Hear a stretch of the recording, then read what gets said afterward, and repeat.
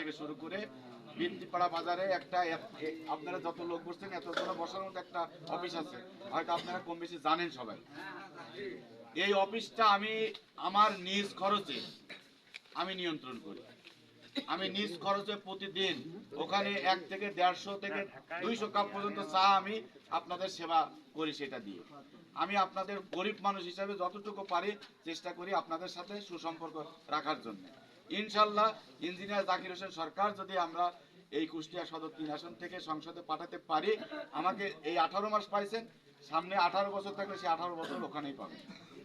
আমি আপনাদের সেবায় নিয়োজিত থাকবো ইনশাল্লাহ। এখন আজগুলোতে নির্বাচনী ক্যাম্পেইন বা নির্বাচনের জন্য আমরা কিন্তু আমাদের নেতার কাছ থেকে 10টি পয়সাও নেই।